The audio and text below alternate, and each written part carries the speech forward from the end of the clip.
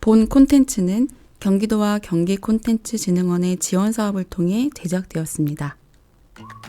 지루한 책은 즐겁게, 난해한 책은 쉽게, 재미있는 책은 함께. 두 명의 북멘토가 한 권의 책으로 공감, 그리고 다른 관점의 이야기를 들려드립니다. 라디오로 듣는 책수다, 소리책방 지금 시작합니다. 안녕하세요. 콩미입니다. 안녕하세요. 유나쌤입니다. 유나쌤, 네. 책 요즘 특히 많이 읽으시는데 네. 안 그래도 많이 읽으시는데 네. 사회학 분야도 좀 관심이 있으신가요? 사회학. 사회학. 네, 네, 저랑 좀 솔직히 말씀드려서 네. 예전에는 읽지 않았습니다. 이거 예전이라는 기준이 아이를 낳기 전 아이를 낳기 전에는 거의 읽지 않았던 책이고요. 아이를 낳으면서 저는 대려 약간 사회학 관련된 책을, 육아의 고통을 사회학 속에서 요가 서적이 대려 저는 도움이 안 됐고요. 그런 사회학 관련된 책을 읽으면 좀 도움이 됐고요. 솔직히 저는 그리고 꽁민님이 주로 이렇게 읽는다는 사회학 책을 따라서 읽습니다. 네, 그 이후로는 네. 즐겁습니다. 네. 함께 해주셔서 감사합니다.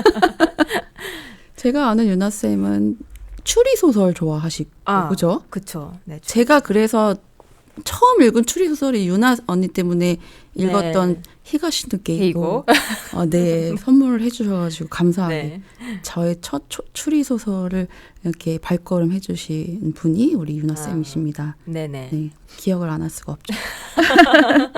한 번도 그 책을 엄청 많이 책을 한 번도 안 읽어봤다 그래서 네, 네, 네. 맞아요. 히가시노 게이고의 책을 네. 선물했었죠. 네. 네, 잊을 수가 없습니다. 네. 오늘 우리가 함께 이야기할 책이 오찬호 작가의 결혼과 육아의 사회학. 네. 이어서 이렇게 오늘 띄워봤습니다. 네네. 책 제목만 보면 꽤 지루하고 어려운 이야기처럼 느껴지지만 전혀 그렇지 않습니다. 저자인 오찬호님은 대학에서 강연도 하시고 주로 사회학자로 소개하는 경우가 많았었는데 집필하는 책이 많아져서인지 요즘은 작가로 소개되는 경우가 더 많더라고요. 저자는 주로 우리 사회의 민낯을 들추고 비판하는 글을 쓰는 작가입니다. 비판적 내용을 주로 씀에도 불구하고 글이 재밌는 편이어서 저는 오찬호 작가님 책을 좀 많이 읽었어요. 네. 그리고 이 많은 책들, 저서들을 잠깐 소개해드리면 그 남자는 왜 이상해졌을까?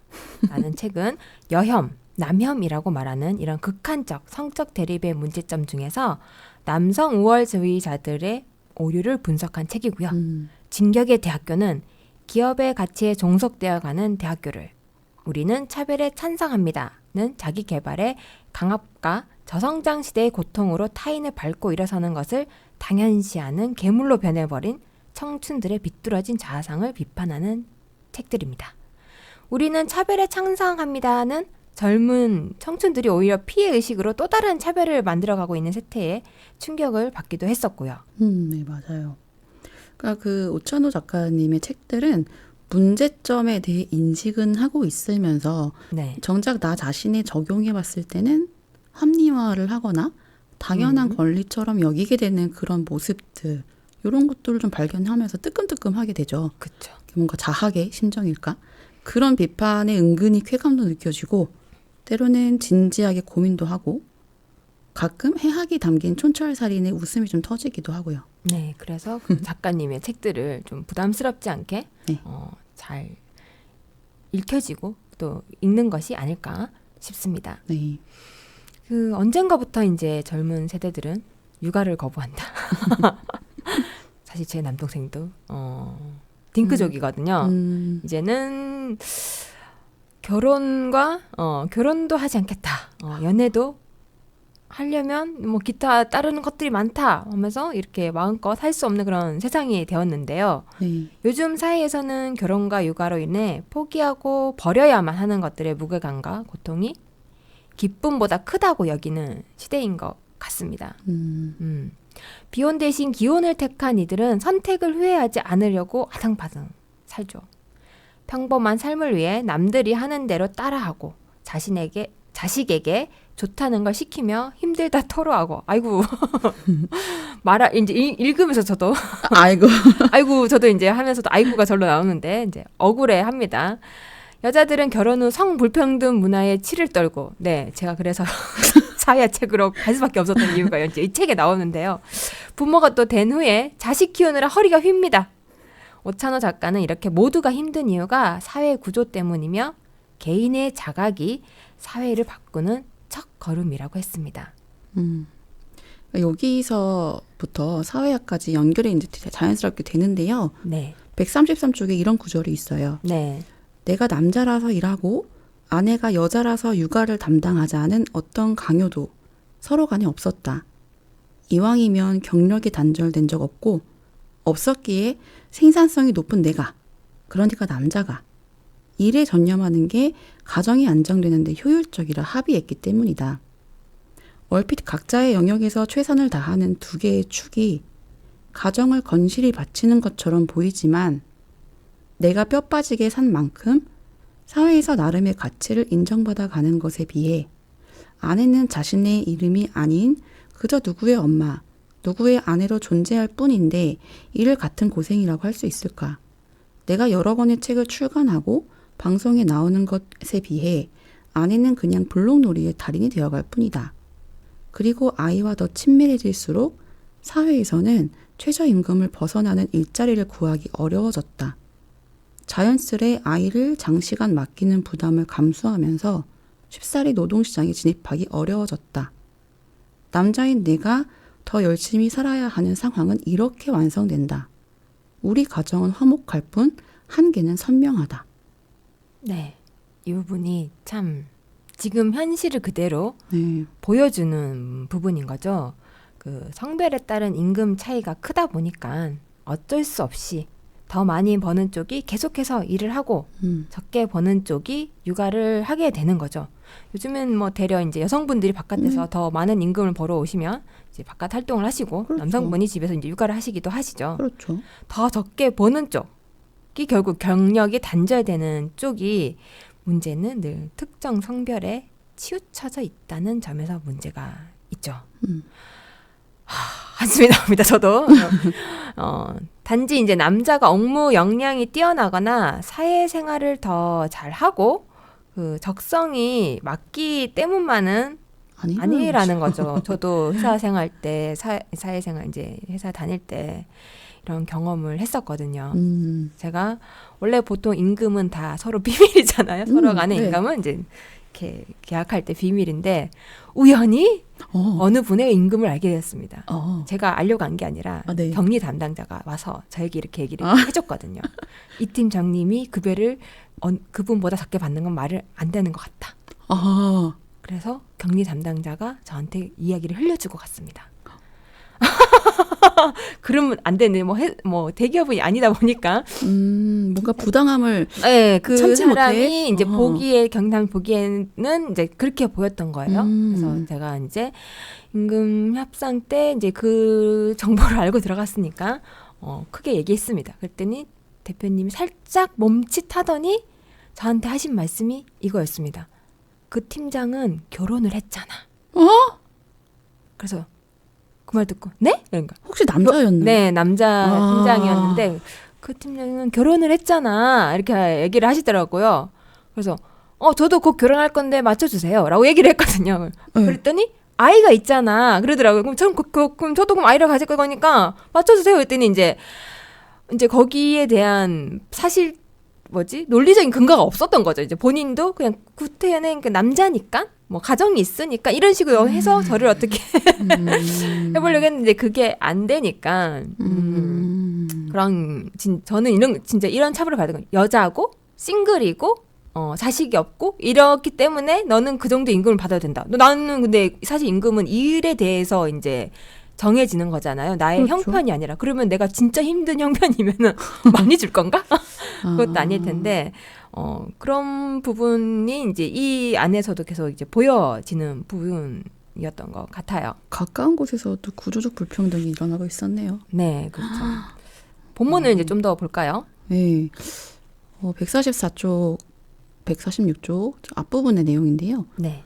남자의 본능을 외면 말라는 육아서들은 오늘날의 사회 분위기가 여자아이에게 유리한 형태라서 남자아이들이 자신의 고유한 성향을 짓누르고 산다는 식의 논의를 전개한다. 초등학교 교사 비율도 이런 연장선에서 언급된다. 초등학교 남녀 교원은 1965년에는 남자가 74.5%로 압도적이었고 1990년에 여자가 50.1%로 절반 이상이 되었다. 이후 여교사는 지속적으로 늘었고 2014년에 77%에 이르렀다. 이 수치는 왜 교직에 여자가 몰리게 되었을까? 라는 가장 중요한 논의를 뒤로 한 채 학교에 왜 여교사가 너무 많아서 성장기 남자아이들이 남교사로부터 배울 기회를 박탈당하는 객관적인 사회 문제인 것처럼 소비된다.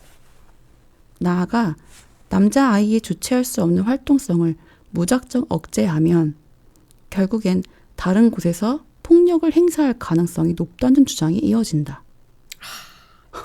얼토당토하는 이상한 네. 근거가 없는 말도 안 되는 논리를 아, 펼치는 부분을 또 이제 작가가 기재를 해 놓았는데요. 네. 남교사 비율이 월등히 높았을 때 학교에서 발생하는 문제가 그때는 이제 여자 선생님이 없어서라는 식으로 설명되지 않은 것도 알아야겠지만 애초에 교사의 수를 성별에 따라 할당하지 않은 이유는 교육의 목표가 사람을 남자답게 여자답게 이렇게 성장시키는 것이 아니기 때문이죠. 네. 교육자에게 필요한 것은 성별에 따른 차등적 접근이 아니라 편견 없이 사람을 대하는 것이죠. 네. 예를 들어볼게요. 이제 여자아이의 치마를 막 들쳐올리는 남자아이의 장난을 막 호되게 꾸짖고 이런 사고를 미리 방지하기 위해서 남자의 일상 속 여자 무시를 섬세히 지적하는 교사는 남자아이들의 혈기왕성한 본능을 짓누르는 그런 사회적 억압을 행사하고 있는 것일까요? 아니면 오히려 지금껏 이런 모습을 남자아이들은 보통 저렇게 논다 이런 식으로 묵인한 사회였기 때문에 여자아이들이 그런 장난좀 당할 수 있지 라는 무의식적 성차별이 남성들에게 내재된 건 아닐까요? 그죠? 젠더라는 말의 뜻도 몰랐던 시대에 남교사와 부대끼며 성장한 우리 주변의 남자 어른들처럼 말입니다. 과거보다 남자의 활동 반경이 줄어든 것을 요즘 세상은 여자들 세상이지 라고 해석하면 역차별이라는 단어에 남자들을 익숙하게 만들어버립니다. 실제 불평등한 세상을 사는 것은 남자들인데 피해자 행세는 여자들이 하고 있다 라는 논리를 아주 자연스럽게 내뱉는 사람들을 보았을 것이에요. 여성 혐오의 그럴듯한 논리가 만들어지는 지점인데 이들의 당당함은 요즘의 상황을 역차별로 이해하기 때문이죠. 이들은 평균적으로 불평등한 남녀 문제를 자꾸만 예외적 상황이랑 결부시키면서 무슨 소리냐면서 반문하길 좋아합니다. 그래서 추호의 부끄러움도 없이 여자들은 힘들 때만 약자 취급받으려는 경향이 있다 라고 생각합니다. 이런 사고가 가능한 토양을 어릴 때부터 제공받는다면 과연 그 사회의 미래가 밝을까요? 이미 그런 시대는 아주 야무지게 만들어지고 있죠. 네. 관련해서도 이런 연구 결과가 있습니다. 교육 전문가, 교육대학교 교수, 학부모 등을 대상으로 한 조동섭의 연구에서도 여교사 증가 이유에 대한 응답자의 65.1%가 교직은 남녀 간의 보수의 차별이 없고 신분이 안정되어 있기 때문으로 10.9%가 여성에게 적합하기 때문이라고 결과가 나왔습니다.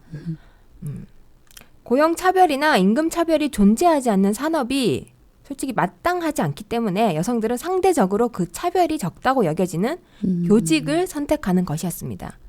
교육대학교 여학생 또는 교직 이수 여대생의 진로 선택 및 계획 과정에서도 자신이 여성이라는 사실이 가장 큰 영향을 미친 것으로 나타났고요.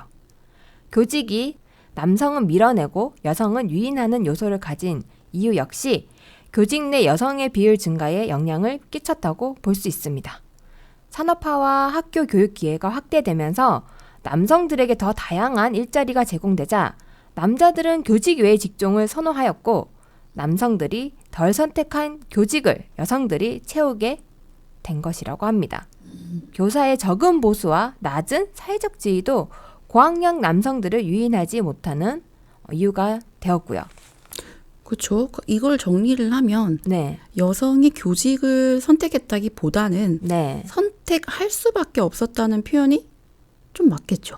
그렇죠. 그러니까 한국교육개발원 교육통계 서비스에 따르면 제가 조사를 좀 많이 했습니다. 네, 2019년 기준 유초 중등 정체 교원 수는 48만 5,627명이라고 합니다. 네. 그중 여성은 34만 6,708명, 남성은 13만 8,919명으로 여성 교원이 전체의 약 71%를 차지하고요. 지금은 여성 비율이 좀 더 늘어난 것으로 보입니다.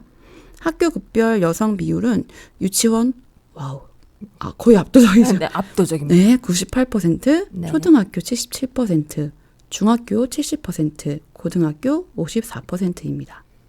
여성이 남성보다 그 수가 월등히 많은 상황은 여초 현상 또는 교직 여성화라는 표현으로 문제시 되곤 하는데요. 여성은 성차별을 피하고자 교직을 선택했으나 여성에 대한 부정적 편견은 교직 내 여성이 다수인 현실도 문제 삼는다고 하네요. 여성의 능력에 대한 부정적 인식과 더불어 교직 내에 여성은 가르치고 남성은 경영하는 현상. 네, 이 성차별 문화 등은 여교사의 수 증가에 더불어 여교사의 지위도 그만큼 향상되었는가에 의문을 제기하게 합니다. 맞습니다. 네. 수가 증가됐지만 지위가 향상되었는가? 예. 또 질문을 던지면 다들 그렇지 않다라는 생각을 금방 하실 수 있을 거라 생각이 듭니다. 맞아요. 정작 그 높은 지위에 있는 분들 네. 보면 남자 선생님들 뭐, 아이러니하죠. 그렇죠. 네. 출산도 이제 줄고 문 닫는 대학들도 늘고 있고 인공지능이 곧 우리의 지식을 대체할 거라고도 합니다. 우리 아이들이 대학에 들어갈 시점에는 대학 졸업장이 정말 중요하지 않을 수도 있지 않을까 싶습니다. 그렇다고 대한민국의 인식도 그러할까요? 세상이 참 많이 바뀌었다 해도 그 안에 그 작은 소소한 규칙이나 약속 습관들은 뭐 그다지 크게 바뀌지는 않았습니다. 네. 그래서 결과적으로는 세상은 바뀌지 않았다고 저자는 말하고 있습니다. 예, 맞아요. 정말 솔직한 팩트를 폭격하는 말씀을 잘 하십니다. 저도 책을 읽으면서 불편함을 느끼기보다는 네. 공감을 더 많이 했고 네. 대한민국이 그런 물리적 변화의 속도를 우리의 인식 변화가 따라가지 못하고 있다는 걸 좀 느꼈어요. 그러니까 많이 변한 것 같으면서도 여전히 변해야 할 게 맞는 거죠. 네, 맞습니다. 모든 사람이 이제 모든 것을 경쟁하는 사회 속에서 낙오자들의 자리는 없다고 생각을 해요. 도태되고 비난받으면 무시당하니까요. 그래서 모두는 오늘도 열심히 또 열심히 노력하면서 살아가죠. 이런 능력주의, 경쟁주의가 싫다 한들 개개인이 사회의 거대한 구조 속에서 완전히 동떨어져서 개인의 신념만으로 살아갈 수 있을까? 라고 생각했을 땐 거의 불가능하다고 봅니다. 그렇다면 앞에서 말씀드렸듯이 사회 구조에 대한 변화가 먼저 이루어져야 하겠죠.